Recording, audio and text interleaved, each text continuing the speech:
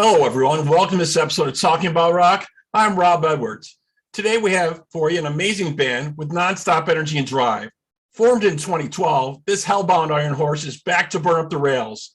To tell us about their latest release, Ashes and Bones, from Devil's Train, please welcome Dan Buane to the show. Dan, how are you? I'm really good, man. Thank you so much. It's great to be here. Excellent. We appreciate you coming, stopping by and talking with us today. So wanted to talk to you about the new release, and it's been described as a lone cowboy riding the fields in Dakota and raising hell, basically, is what I've been hearing. I know there's some crazy stuff in the press release, how like always, right? Well, I tell you, that's the vibe I got when I'm listening to this stuff. Cool, so man. I think it's fitting, really. Cool, man. Thanks so much. Yeah, there's definitely a lot of sleazy vibes on there, a lot of Western vibes on there. So, definitely makes my Southern American hearts throb fondly, And you got a great blues groove going on too, underlying in a lot of this stuff, which is really cool. I'm really digging it. Can you tell us how the songwriting process kind of differs from your earlier releases with this? Well, it's the first record I've actually written together with Leah, the singer, because the first couple albums were with a different guitar player. Right. But we just write together, the two of us, kind of very organically, just sending ideas back and forth. We just jam, off each other, kind of, and it's great because we have a lot of just, seeds of songs lying around, that it's really easy to just bounce ideas back and forth. And once we get something that we both like, it's kind of a simple process back and forth. It's rock music. It's not rocket science, we keep it simple, and we'd like to just get the right vibe across and have songs that are in your face and catchy, Definitely. The style is outstanding. I really like it. What would you say were some of your influences, or some of the influence for the music? Oh man, there's so much, isn't there? I mean, for me personally, as a guitar player, obviously I get my influences from very guitar-centric bands, be it, Skynyrd, or be it Van Halen, or be it Whitesnake, or whatever. But it'll be different for the other guys in the band, which is the great thing, like Leah, the singer, he loves Glenn Hughes, he loves Badlands, he loves, great voices, Steve Perry or whoever, and then the rhythm section, those guys love other stuff as well, they love AC/DC and more down to earth kind of stuff, Priest or whatever, so it all comes together in our little jam, Excellent. Yeah, well, you brought up Whitesnake. I could really hear that influence in the new track, You Promised Me Love. Can you tell me a little bit about that? Yeah, sure. I mean, it's what it sounds like. It says it's what it is on the tin, It's a love song. It's a broken heart kind of song. And I love writing those kind of songs. It was great for us to include that kind of thing, because it's not really a ballad. It's kind of upbeat, and it has more ballad-esque things going on in the verse, let's say. But it's, ballads can tend to be boring to me. So this right. I was surprised. You're right. It is very upbeat and very energetic. Yeah. When you look at the track title, you're expecting a little bit more, but it kind of comes out and grabs you, which I really like. Yeah, it's kind of, low key in the verses, let's say. But the main riff and the catchy chorus and the big bridge is kind of more melodic rock. It's more kind of just pleasant, to the ear, and catchy. So yeah, I'm very happy. Yeah, well, I think it's definitely a standout track, and we want to pump the video for it into the show here real quick, and we'll take a quick pause, and we'll be back here with more from Devil's Train. We're going to listen to the video now for You Promised Me Love here on Talking About Rock.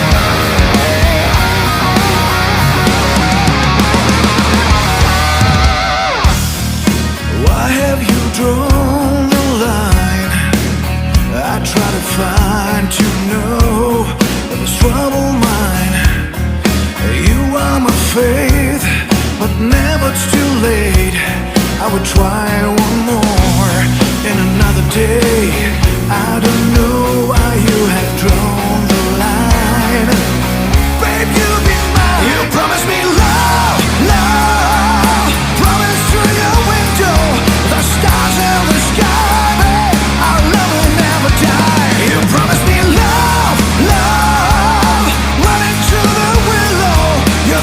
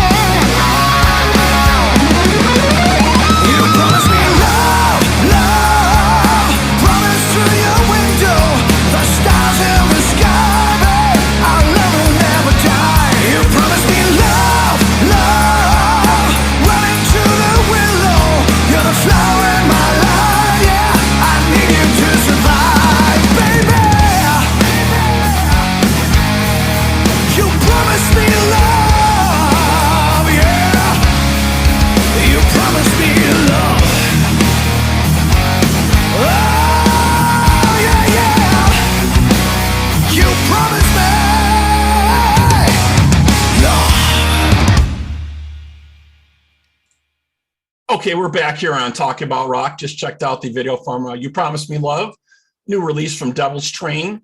That's going to be on their new album that's coming out, Ashes and Bones from Rock of Angels Records. Was it June 24th, I believe is the date on that.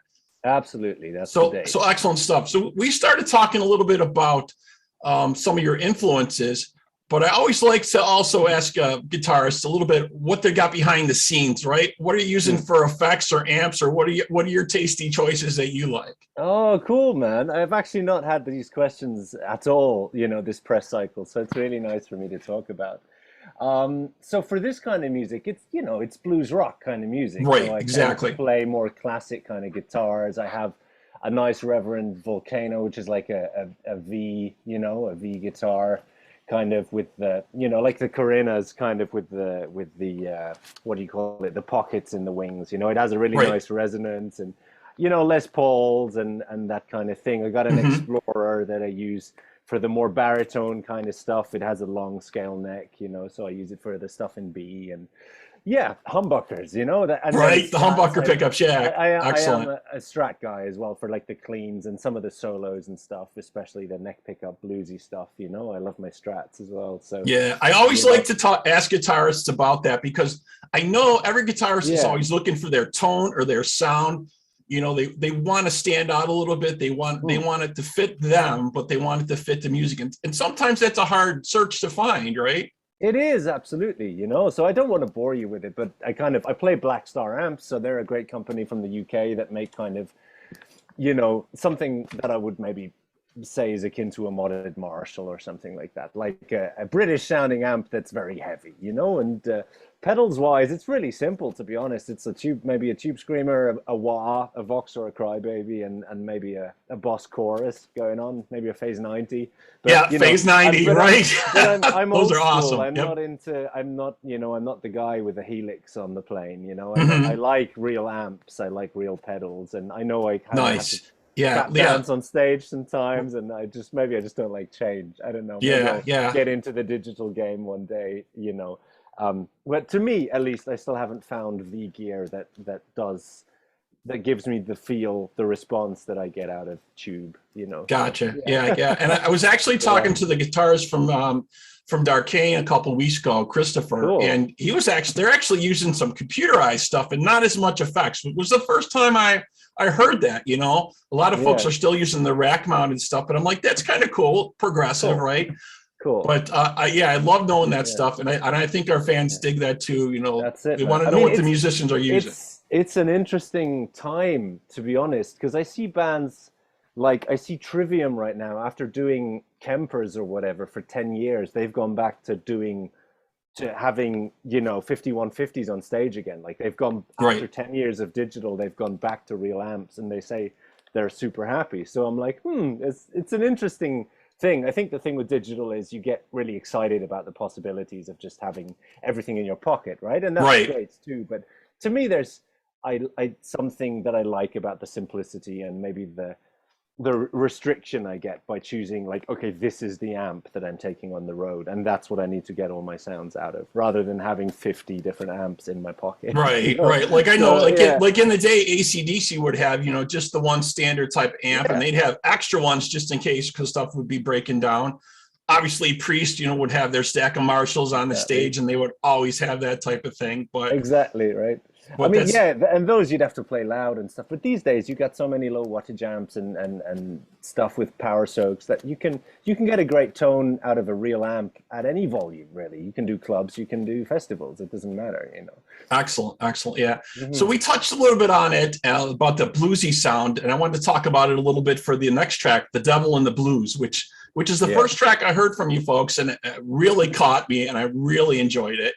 The licks in there are really, really nice, really tasteful put in there, Thank you. Yeah, I love that tune, man. It was the first single out. It was kind of, it's an easy listening song, it's simple and it's catchy and stuff, but it's also very stoner and very sleazy. Like I really like the groove. It's a very groovy song, and I love the main riff. It's kind of very open. That's actually the only place, I use something else pedal wise. There's a bit of an octaver going on that main riff, so you get that really low sludgy thing, like low in the mix in there somewhere, but it gives it kind of an extra ballsiness, heaviness, because you're already in like drop C sharp or whatever. Yeah, I think it really sets the tone for the rest of the album too. It kind of, in my mind anyway, in my opinion, it kind of evolves around that type of sound, you know.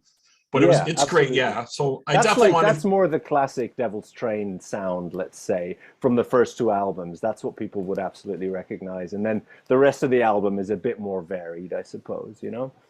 Yep, I really dig it. So we're going to take another quick pause here. I'm going to play the video for The Devil and the Blues here from Devil's Train on Talking About Rock. Enjoy.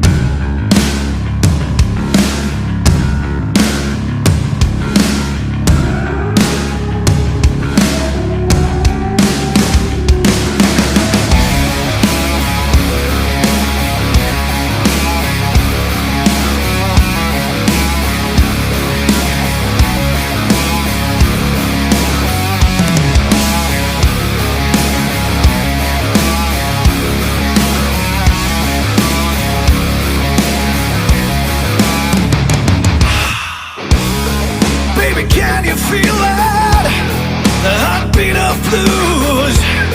Come on, shake your body. Let's get them used. Can you hear me screaming? Screaming, pray for more. I need a sexual healing. The devil's started knocking on my door. Scream and a shout, bad to the bone. The music play loud. Come on, come on, come on. Oh, the devil and the blues, spinning around, only my soul can't lose. The devil and the blues, under the moon, give me a bang, bang, boom. Now I'm going crazy. I love this girl so much. She's a red light lady, like a devil's touch. Yeah, yeah, she's a God's perfection. Black dress on his skin, the devil's pure attraction. Yes, a perfect ultimate. Scream out and shout, bad to the bone. The music play loud. Come on, come on, come on, yeah. The devil and the blues, spinning around, only my soul can't lose. The devil and the blues, only my soul now, I goddamn lose. The devil and the blues, spinning around, only my soul can't lose. The devil and the blues, baby, under the moon, give me a bang, bang, boom.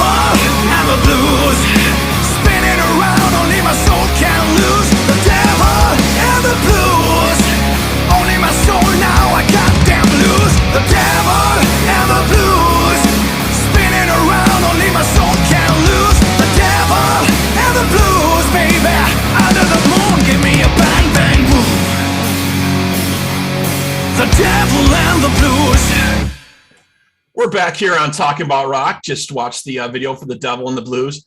Love that track, man. I really, really do. So what's on the horizon for you guys now? You got some more dates coming out, some more releases? I guess the album's out the 24th, so that'll be the whole thing, right?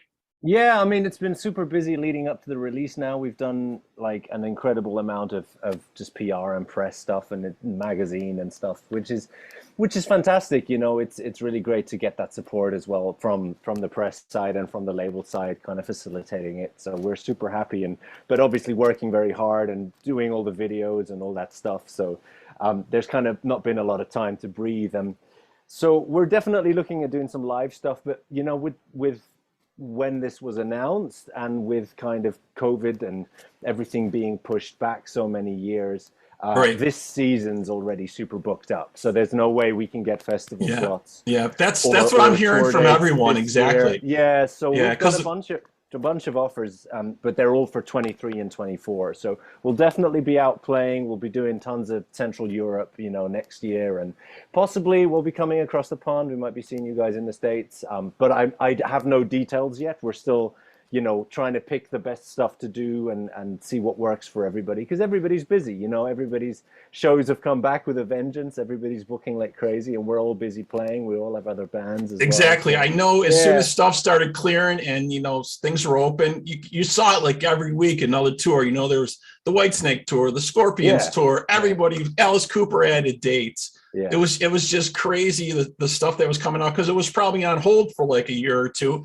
and they're just waiting to pull the trigger. And now you just see tons of shows, which for fans like us, it's great. Yeah, we it's love great. seeing that. But for you guys, it's like, trying to get venues. It's like, the dates are just like, crammed. This is it, man. Stuff. Yeah, I tried booking shows for my other band like just after Christmas, and the earliest I got was like October of this year. So stuff is booked out 6 months, 9 months in advance. So yeah, we'll definitely be going out and doing festivals next year, and maybe we'll get one or two of the boat gigs over over in the States or something. Maybe we'll come and do some festivals. I don't know, but all I can say is that as soon as we know, we'll be announcing stuff on the socials, and everybody will know. So, great. Yeah. Well, I hope to see you come to the States and come to New York, where I am sometime. That would be amazing. So if people want to know more about you, or they want to check out stuff, should they check you out on Spotify or social media? Where should they go? Yeah, I mean, those are great to just check out the tunes and stuff. But if you go to devilstrain.net, it's just a landing page. You get all the links there. You can get all the shop links, or all the streaming links, all the videos, all that stuff. So, and all the social media you can access from there. We're on Insta, we're on Facebook. I'm not sure about Twitter these days. I don't think we do Twitter anymore, but we don't do TikTok or anything younger than Instagram, let's say. Yeah, we just got on TikTok. I'm thinking it's probably a waste, but we had to have a presence there. So yeah, tell me how it goes. I need to get. It's a very strange area. That's all I'm going to say about that. That's all I'm going to say. But it's been a pleasure speaking with you. Thank you so much for taking the time to be on the show today. It's been great. Keep us in the loop on what's going on. We'll have to check in with you, check on Devil's Train, and see we get some dates coming up next year. That'd be so cool. Dude, thank you so much for having me. It's been an awesome pleasure, and take care. All right. If you folks out there want to know more about us, you have questions or comments, please feel free to email us at talkingaboutrock@gmail.com. Please like us on Facebook, Instagram, Twitter, and as always, subscribe to our YouTube channel for all our up-and-coming interviews. Dan, again, thank you so much for being with us, man.